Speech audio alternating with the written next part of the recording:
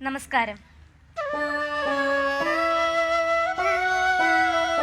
കൃഷ്ണ കൃഷ്ണ മുകുന്ദ ജനാർദ്ദന, കൃഷ്ണ ഗോവിന്ദ നാരായണ ഹരേ, അച്യുതാനന്ദ ഗോവിന്ദ മാധവ, സച്ചിദാനന്ദ നാരായണ ഹരേ. ശ്രീ ഗുരുവായൂരപ്പന്റെ ഇഷ്ടത്തോഴനായി ക്രിസ്തു അബ്ദം 8-ാം നൂറ്റാണ്ടിൽ ജീവിച്ചിരുന്ന ഭക്തനായ ഒരു നമ്പൂതിരിയുടെ കഥ. പൂന്താനം. ഇന്നലെയോളം എന്തെന്നറിഞ്ഞില്ല, ഇനി നാളെയും എന്തെന്നറിഞ്ഞില്ല, ഇനി കണ്ട തടിക്കു വിനാശവും, ഇന്ന നേരമെന്തേതും അറിഞ്ഞില്ല. കൃഷ്ണചിന്ത തുളുമ്പുന്ന ഗീതങ്ങളും ഭക്ത്യാധിഷ്ഠിത തത്വചിന്ത പ്രകാശിപ്പിക്കുന്ന കാവ്യങ്ങളും കൊണ്ട് മലയാളികളെ പ്രചോദിപ്പിച്ച കവി പൂന്താനം. പൂന്താനത്തെക്കുറിച്ച് ധാരാളം ഐതിഹ്യങ്ങൾ പ്രചരിച്ചിട്ടുണ്ട്. പൂന്താനം എന്ന ഇല്ലപ്പേരിലാണ് അദ്ദേഹം അറിയപ്പെട്ടിരുന്നത്. മലപ്പുറം ജില്ലയിൽ പെരിന്തൽമണ്ണ താലൂക്കിൽ നെന്മേനി അംശത്തിൽ പൂന്താനം അഥവാ പൂങ്കാവനം എന്ന കവിഗൃഹത്തിലെ ഒരു നമ്പൂതിരി, ശുദ്ധനായ ഒരു നമ്പൂതിരി. പൂന്തേനാമ്പലകാവ്യം കണ്ണനു നിവേദിച്ച പൂന്താനം, ജ്ഞാനപ്പാന പാടിയ പുംസ്കോകിലം. പൂന്താനം ജ്ഞാനപ്പാന പാടിയ പുംസ്കോകിലം. ഏറെക്കാലം പൂന്താനത്തിന് മക്കളില്ലായിരുന്നു. ആ ദുഃഖത്തിലും അദ്ദേഹം കൃഷ്ണനിൽ അഭയം തേടി. കൃഷ്ണൻ മനസ്സിൽ കളിക്കുമ്പോൾ ഉണ്ണികൾ മറ്റു വേണമോ മക്കളായി. ഉണ്ണിക്കണ്ണൻ കനിഞ്ഞു. വളരെ കാലത്തെ പ്രാർത്ഥനയ്ക്ക് ശേഷം പൂന്താനത്തിന് ഒരു ഉണ്ണി പിറന്നു. ഉണ്ണിക്കണ്ണനെ പോലെ സുന്ദരനായ ഒരു ഉണ്ണി. പൂന്താനത്തിനും അദ്ദേഹത്തിന്റെ വേളിക്കുമുണ്ടായ സന്തോഷത്തിന് അതിരില്ലായിരുന്നു. ഉണ്ണിയുടെ അന്നപ്രാശനാടിയന്തര കർമ്മം, ചോറൂണ് കർമ്മം, കഴിവിനൊത്തവണ്ണം അത് ആർഭാടമായി തന്നെ നടത്തുവാൻ അവർ തീരുമാനിച്ചു. എല്ലാവരെയും ക്ഷണിച്ചു. ക്ഷണിച്ചവരെല്ലാം വന്നു.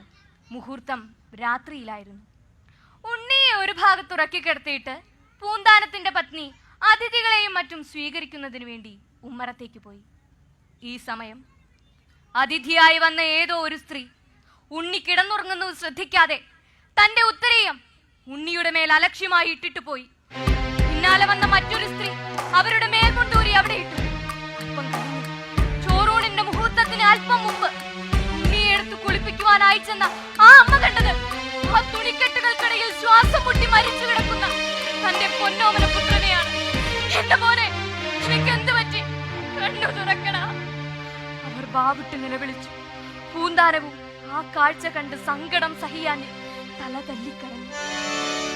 ആറ്റുനോറ്റുണ്ടായൊരുണ്ണി, ആയിരം നേർച്ച നേർന്നുണ്ടായൊരുണ്ണി, ആദി സമ്മാനിച്ചു പോയോ നീ, ആരോമലാം കണ്ണനുണ്ണി. പുത്രവിയോഗം പൂന്താനത്തിന്റെ മനസ്സിനെ ആകപ്പാടെ ഉലച്ചു. ഉണ്ണി മരിച്ചതോടെ അദ്ദേഹം തീർത്തും വിരക്തനായി. ആ ദുഃഖത്തിൽ ഉള്ളുരുകി എഴുതിയതാണത്രേ ഇഹലോക ജീവിതത്തിന്റെ നശ്വരത വെളിവാക്കുന്ന ജ്ഞാനപ്പാന. കണ്ടു കണ്ടങ്ങിരിക്കും ജനങ്ങളെ കണ്ടില്ലെന്നു വരുത്തുന്നതും ഭവാൻ, 2-4 ദിനം കൊണ്ടൊരുത്തനെ തണ്ടിലേറ്റി നടത്തുന്നതും ഭവാൻ. മാളിക മുകളേറിയ മന്നന്റെ തോളിൽ മാറാപ്പു കേറ്റുന്നതും ഭവാൻ, തോളിൽ മാറാപ്പു കേറ്റുന്നതും ഭവാൻ. കൃഷ്ണ കൃഷ്ണ മുകുന്ദ ജനാർദ്ദന, കൃഷ്ണ ഗോവിന്ദ നാരായണ ഹരേ. അത്യന്തം ദുസ്സഹങ്ങളായ വ്യസനങ്ങൾ നേരിടുന്ന കാലങ്ങളിൽ ജ്ഞാനം മനസ്സിന് സമാധാനമുണ്ടാകുമത്രേ. പുത്രവിയോഗത്തെ തുടർന്ന് പൂന്താനം ഗുരുവായൂരപ്പനിൽ അഭയം തേടി. പൂന്താനം ഗുരുവായൂർ അമ്പലത്തിലെത്തുമ്പോൾ അവിടെ ഒരാൾ രോഗശമനത്തിനായി ഭജന ഇരിക്കുന്നുണ്ടായിരുന്നു. മഹാസംസ്കൃത പണ്ഡിതനായ മേൽപ്പത്തൂർ നാരായണ ഭട്ടതിരി.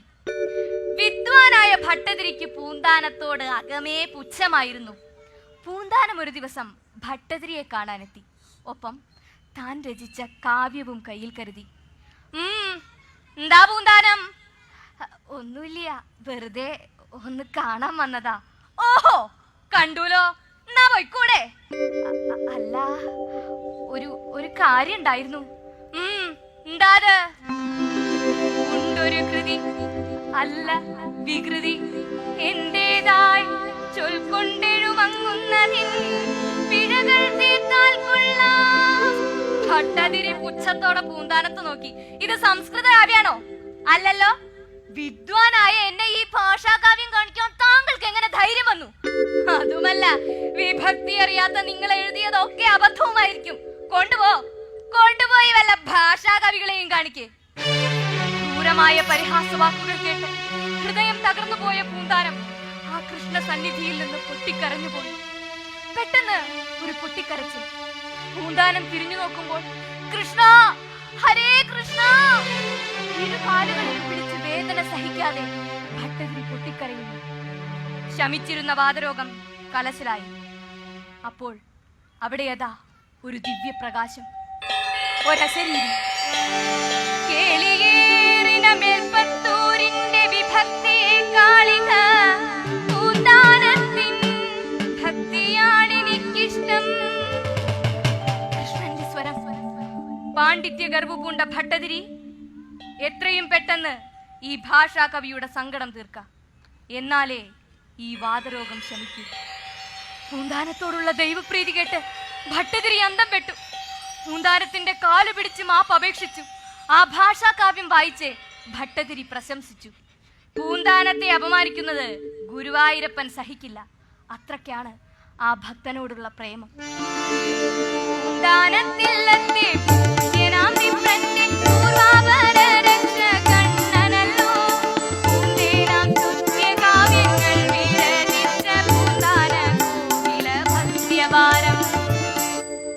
പൂന്താനത്തിന് പാണ്ഡിത്യം കുറവായിരുന്നുവെങ്കിലും ഗുരുവായൂരമ്പലത്തിൽ പല പണ്ഡിതന്മാരും ഭാഗവതം വായിച്ച് അർത്ഥം പറയുന്നത് കേട്ട് കേട്ട് ഭാഗവതം തന്നെ അദ്ദേഹത്തിന് ഹൃദിസ്ഥമായി. ആര് ഭാഗവതം വായിച്ചാലും അർത്ഥം പറയാൻ പൂന്താനം വേണമെന്നായി ആളുകൾക്ക്. അതോടെ പണ്ഡിതന്മാർക്ക് പൂന്താനത്തോട് അസൂയയുമായി. ഇയാളെ ഒരു പാഠം പഠിപ്പിക്കണം അവർ തീരുമാനിച്ചു. അന്ന് ഗുരുവായൂരപ്പന് ഏറ്റവും പ്രിയപ്പെട്ട രുക്മിണി സ്വയംവരമായിരുന്നു ഭാഗം. രുക്മിണിയുടെ ദൂതുമായി ഒരു ബ്രാഹ്മണൻ കൃഷ്ണനെ കാണാൻ ചെന്നതാണ് സന്ദർഭം. രുക്മിണി ഇങ്ങനെയൊക്കെ പറഞ്ഞേ, ഒരെഴുത്തും കൊടുത്തയച്ചു എന്ന് പൂന്താനം അർത്ഥം പറഞ്ഞു. ഹേ, ആ പറഞ്ഞത് ശരിയല്ല. എഴുത്തു കൊടുത്തയച്ചു എന്ന് ഏത് ശ്ലോകത്തിലാണ് പറഞ്ഞിട്ടുള്ളത്? പൂന്താനം ഇളിഭ്യനായി. അപ്പോൾ ശ്രീകോവിലിനകത്തു നിന്ന് ഒരശരീരിയുണ്ടായി. എഴുത്തു കൊടുത്തയച്ചില്ല എന്ന് ഏത് ശ്ലോകത്തിലാണ് പറഞ്ഞിട്ടുള്ളത്? ആ പണ്ഡിതൻ എന്റെ അടുക്കിലേക്ക് വന്നപ്പോൾ രുക്മിണിയുടെ ഒരെഴുത്തുകൂടി കൊണ്ടുവന്നിരുന്നു. സാക്ഷാൽ കൃഷ്ണന്റെ ശബ്ദം കേട്ട് അവിടെ കൂടിയിരുന്നവർ അത്ഭുതപ്പെട്ടു. കൃഷ്ണൻ പൂന്താനത്തിന്റെ രക്ഷയ്ക്കെത്തി.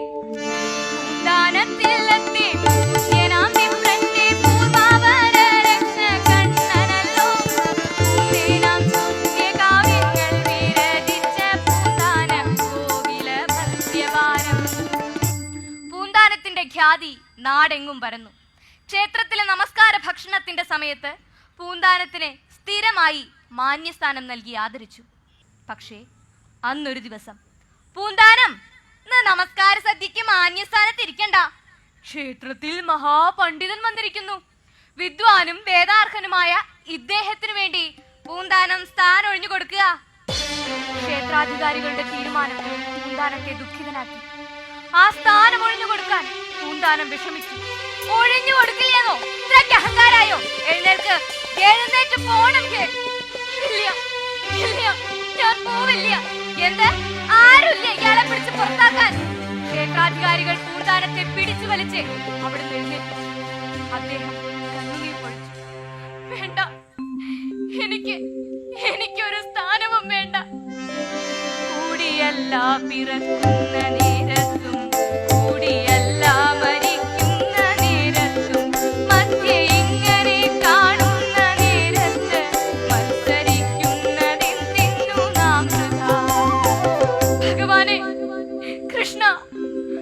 ഗുരുവായൂരപ്പ,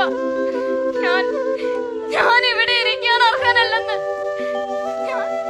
ഞാൻ പോണു. അപ്പോൾ ശ്രീകോവിലിനകത്തു നിന്ന് ഒരശരീരിയുണ്ടായി.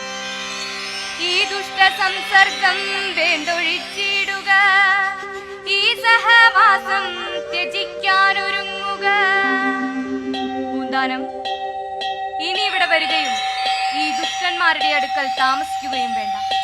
എന്നെ കാണണമെന്ന് തോന്നുമ്പോൾ ഞാൻ പൂന്താനത്തിന്റെ ഇല്ലത്ത് വന്ന് കണ്ടുകൊള്ളാം. പൂന്താനം ഇത് കേട്ട് സന്തോഷിച്ച് ഭഗവാനെ താണു വണങ്ങി തന്റെ ഇല്ലത്തേക്ക് പോയി. ഇല്ലത്തെത്തി അല്പനേരം കഴിഞ്ഞപ്പോൾ തന്നെ ഭഗവാൻ കൃഷ്ണൻ അവിടേക്ക് എഴുന്നള്ളി. പൂന്താനം, നീ ഇവിടെ ഇരുന്ന് എന്നെ സേവിച്ചാൽ മതി. എന്റെ സാന്നിധ്യം എപ്പോഴും ഇവിടെ ഉണ്ടായിരിക്കും. ഭഗവാനെ, കൃഷ്ണ, ഗുരുവായൂരപ്പ, ഭക്തവത്സല, ഈ കാരുണ്യത്തിന് ഞാൻ എന്തു സുകൃതമാണ് ചെയ്തത്. പൂന്താനം സാഷ്ടാംഗം പ്രണാമം ചെയ്തു. കണ്ണു തുറന്നു നോക്കുമ്പോൾ ഭഗവാൻ അപ്രത്യക്ഷനായി. കൃഷ്ണ കൃഷ്ണ മുകുന്ദ ജനാർദ്ദന, കൃഷ്ണ ഗോവിന്ദ നാരായണ ഹരേ, അച്യുതാനന്ദ ഗോവിന്ദ മാധവ, സച്ചിദാനന്ദ നാരായണ ഹരേ.